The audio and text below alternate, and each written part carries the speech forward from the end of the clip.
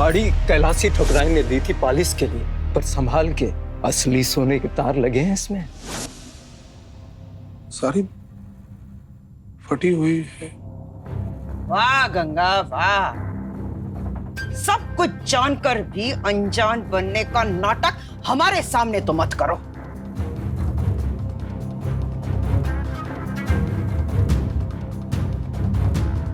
ठाकुराइन जी, संकटा मैया की सौगंध, साड़ी का पैकेट जैसे ही बंसी बुनकर ने मुझे दिया, मैंने वैसे ही लाकर छोटे ठाकुर को दे दिया था। कितना झूठा है माँ ये, खुद को बचाने के लिए इल्जाम मुझ पर लगा रहा है। इसने जैसे ही साड़ी मुझे दी, मैंने आपको सौंप दी। अच्छा, आपने साड़ी देखी तो वो फटी हुई निकली। इससे झूठा और मक्कार आदमी नहीं देखा मैंने। नहीं ठाकुराइन जी, मैं सच बोल रहा हूं। हम बुनकर गरीब हैं, लेकिन झूठे और बेईमान नहीं है। छोड़ी है, ऊपर से सीना छोड़ी। बाबा, बाबा,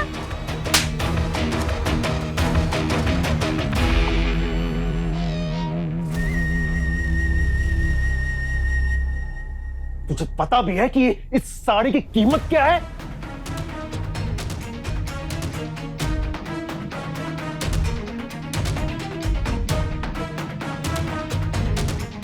वो मेरे भाई पे इल्जाम लगाता है। नहीं, मेरे पापा कभी झूठ नहीं कहते। वो कभी कुछ गलत कर ही नहीं सकते। मेरे पापा ऐसे कभी फटी हुई साड़ी नहीं देंगे किसी को।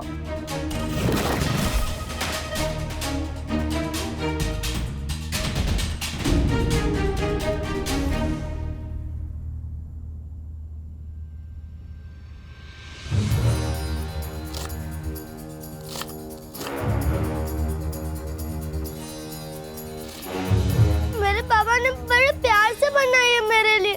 छोड़ दे मेरी फ्रॉक को। तेरे पापा ने मेरी दादी की साड़ी फाड़ी थी ना, इसलिए उसके बदले में हमने तेरी फ्रॉक फाड़ दी।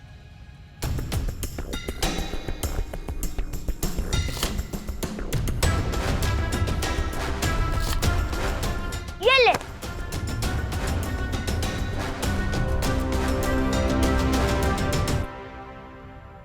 सम्मान और नुकसान दोनों को हल्के में नहीं लेती है ये कैलाशी ठकुराई। हमारी साड़ी को तूने नुकसान पहुंचाया है, इसलिए अब भरपाई भी तू ही करेगा। इस साड़ी की कीमत है 5 लाख। तुम बुनकरों ने हमारे लिए जो साड़ी बनाई है उसका मेहनताना है 1 लाख, जो अब तुम लोगों को नहीं मिलेगा। अब 5 में से 1 निकाल दिए तो बचता कितना है? 4। अब ये 4 लाख तुझ पर कर्ज है गंगा, कर्ज है।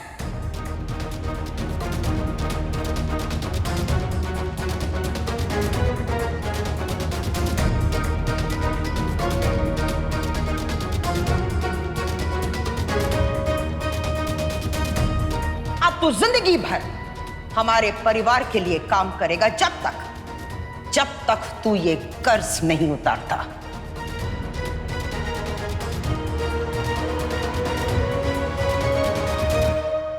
ठाकुराइन जी, मैं ये कर्जा कैसे उतार पाऊंगा? हमारे लिए काम करके। जब तक तुम ये कर्ज नहीं चुकाते, तब तक तुम हमारे परिवार का बंधुआ मजदूर बनकर रहोगे। बंधुआ मजदूर।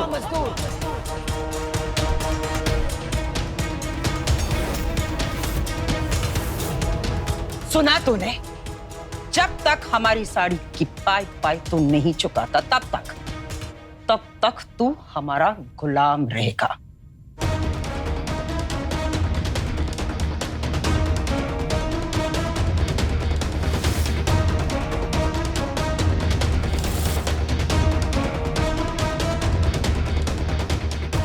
अब बाबा की पहचान का क्या होगा?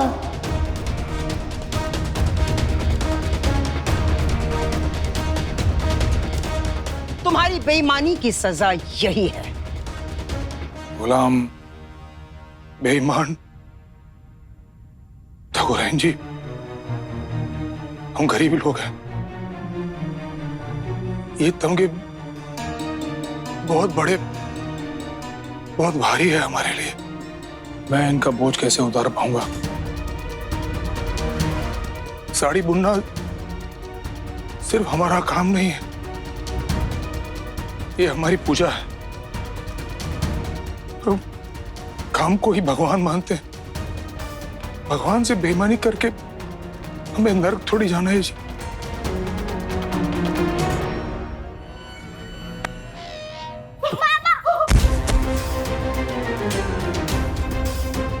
क्या हम झूठ बोल रहे हैं? उल्टा वहां से जवान लड़ाता है। अरे जुबान खींच लूंगा तुम्हारी।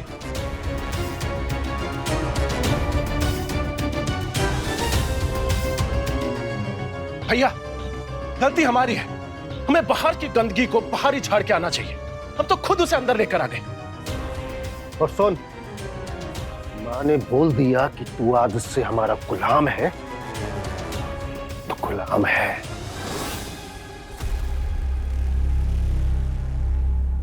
देख गंगा, बात मान ले कि साड़ी तूने ही फाड़ी थी।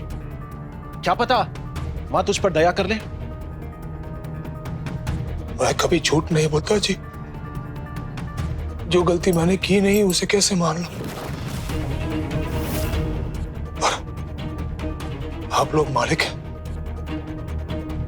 जो सजा देंगे उसे तो मानना ही पड़ेगा।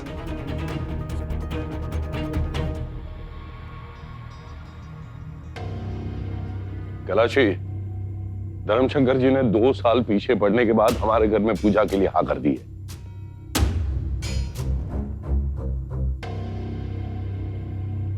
कैलाशी, ये क्या है? ये हमारा न्याय है, और इसके साथ हमने जो कुछ भी किया बिल्कुल सही किया। इसके साथ यही होना चाहिए था।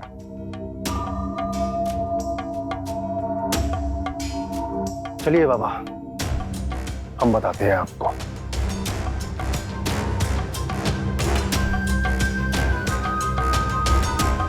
मोहन, जी मालकिन।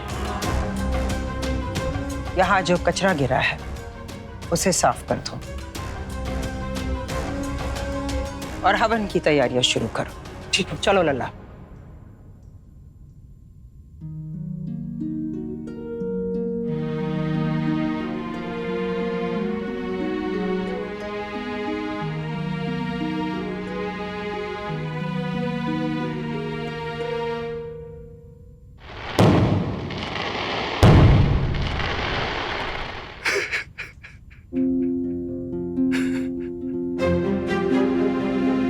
न जाने अब की कैसन दिवाली आइल है। जितना उजाला कर दा, ये अंधेरा है कि जाने का नाम ही नहीं ले रही है। बाबा,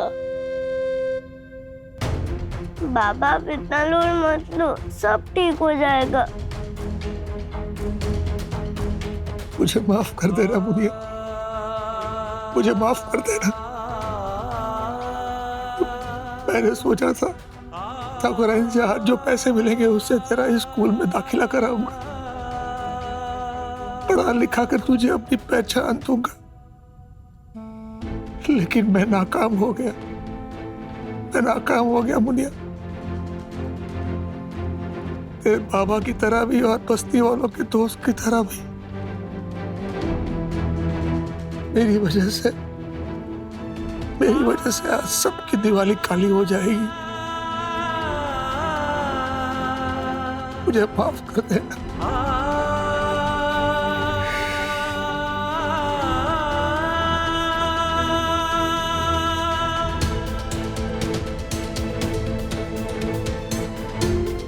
बाबा अब चिंता मत करो, संकट मैया सब ठीक कर देगी।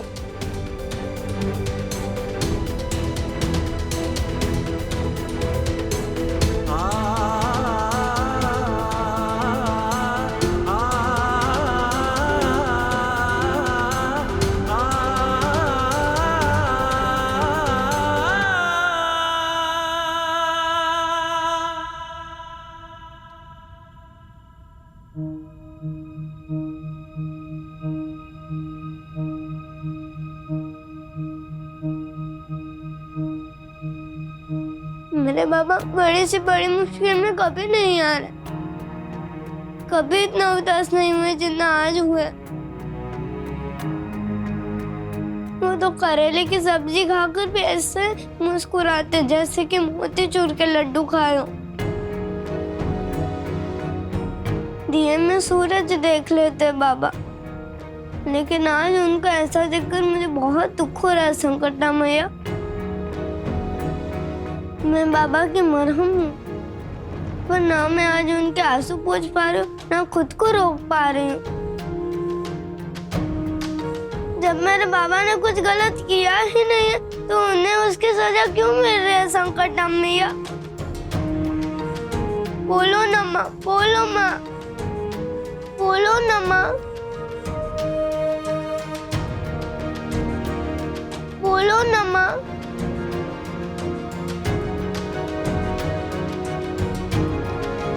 आप तो माँ हो ना, और माँ तो अपने बच्चे के साथ कभी गलत होने नहीं देती।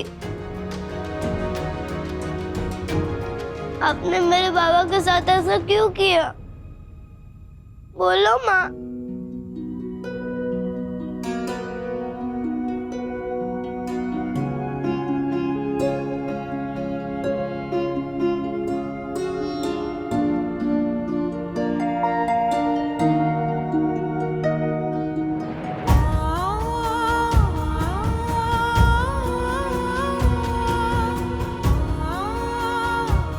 माँ मजबूर हो जाती है डोरी, कई बार बहुत मजबूर हो जाती है।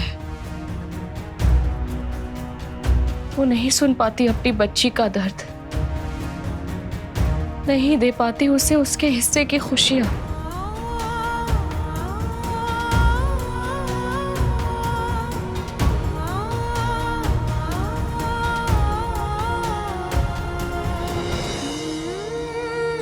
लेकिन मैंने पापा को ऐसे कभी हार मानते हुए नहीं देखा मंजूर वाली आंटी, कभी नहीं।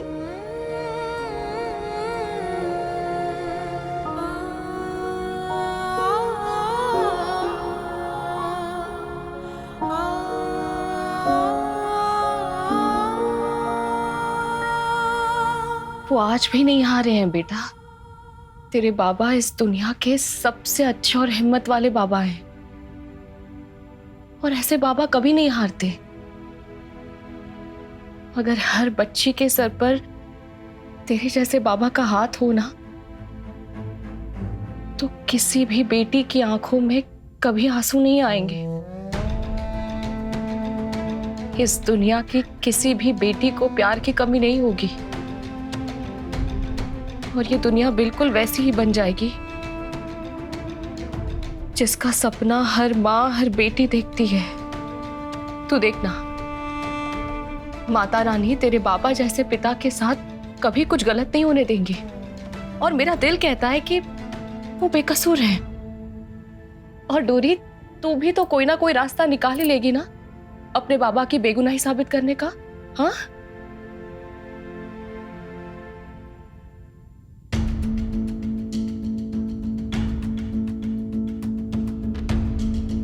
आप भी मेरे बाबा जैसे बहुत अच्छी हो। काश इस हवेली में सबका दिल आप जैसा होता। नहीं डोरी, बड़े घर वालों के दिल बहुत छोटे होते हैं। इतना घमंड होता है कि प्यार के लिए जगह ही नहीं बचती। शायद इसलिए भगवान छोटे घर वालों के दिल बहुत बड़े बनाता है, ताकि उस पे प्यार भर सके।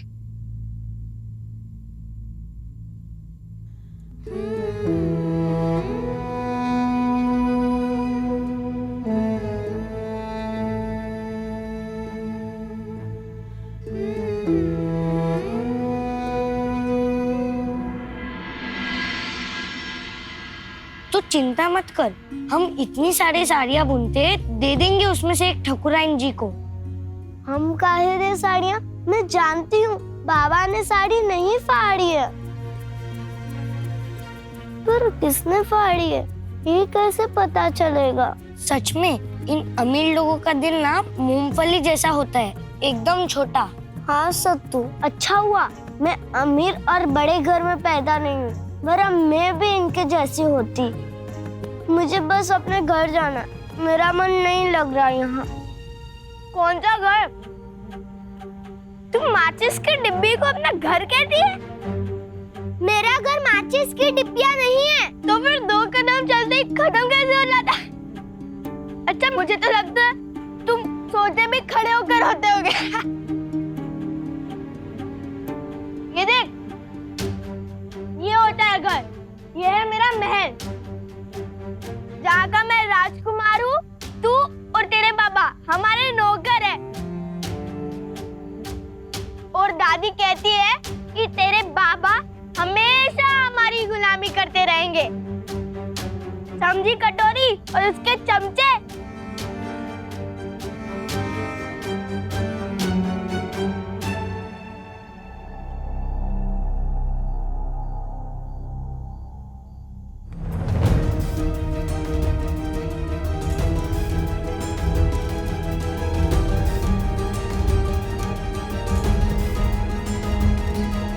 इस लड्डू की तरह ये दादी की साड़ी फटने वाला राज भी हमारे पेट में ही रहेगा।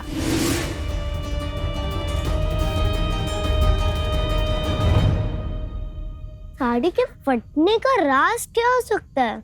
और ये साड़ी का टुकड़ा वंश के पास कैसे आया? ये सब तो वंश ही बता सकता है। तो फिर आज ये राज बंदर खुद बताएगा। ऐसा क्या करेगी तू? मैं नहीं, मैया करेगी। जय संकटा मैया, पार लगा दे हमारी नैया। चल सत्तू। रुको वंश।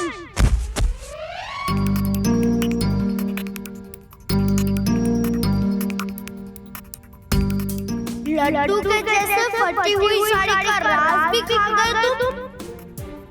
कौन बोल रहा है? पूरी दुनिया की माँ, माता रानी। अब सच्ची में देवी माँ बोल रही हैं?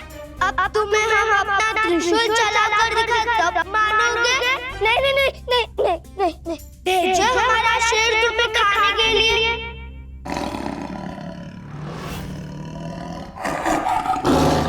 नहीं नहीं नहीं, हम मान गए मान गए मान गए मान गए मान गए। हाँ, हम तो तब मानेंगे जब तुम हमसे फटी हुई साड़ी का राज छुपाने की माफी मांगोगे। तो पहले वो राज बोलो और फिर कान पकड़कर माफी मांगो। माफी? माफी तो नहीं मांग सकते अब। क्यों? क्योंकि हमें माफी मांगना आता ही नहीं है, हमने कभी माना ही नहीं है माफी। तो कोई बात नहीं, हमें सजा देना आता है। तो अगर तुमने 2 मिनट में हमसे सच नहीं बताया तो हम तुझे भी सत्तू की तरह बकरी बना देंगे। सत्तू बकरी बन गया? पर क्यों? क्यों? क्योंकि उसने भी आज दिवाली के दिन पटाखे कहाँ छुपाए? ये छुपाया था बच्चों से, तो हमने बना दिया उसे बकरी। अब मैं करके हर जगह घूम रहा है सत्तू।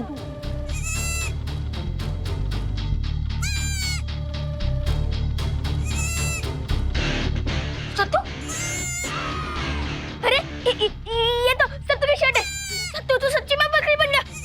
नहीं नहीं नहीं, देख तेरे सत्तू तो सच्ची में बकरी बन गया। मैं अरे मैंने अभी तक तुम्हें बकरी बनाया भी नहीं और तुम मैं करने लग गए। सॉरी माता रानी, सॉरी माता रानी, हमें बकरी मत बनाना, सॉरी। तो बता क्या है सच? बता क्या है सच? वरना इस दिवाली चले खूब फुलझड़ी और चक्री, बन जाए वंश बकरी। बता दो बता दो बता दो बता दो। सच ये है कि जो दादी की साड़ी है ना, वो उस मिर्ची डोरी तो इसके बाबा ने नहीं बल्कि किसी और ने फाड़ी है। मंजली बहू, प्रसाद होने के बाद पूजा की थाली तैयार करना। और तुम? जी ससुमा। चरणामृत जल्दी बनाओ। हाँ हाँ। पुरोहित जी इंतजार कर रहे हैं। वैसे भाभी, आपने कुछ गौर किया क्या? जब से डोरी घर में आई है तब से भाई साहब का पारा कुछ अलग ही लेवल पे चढ़ा हुआ रहता है।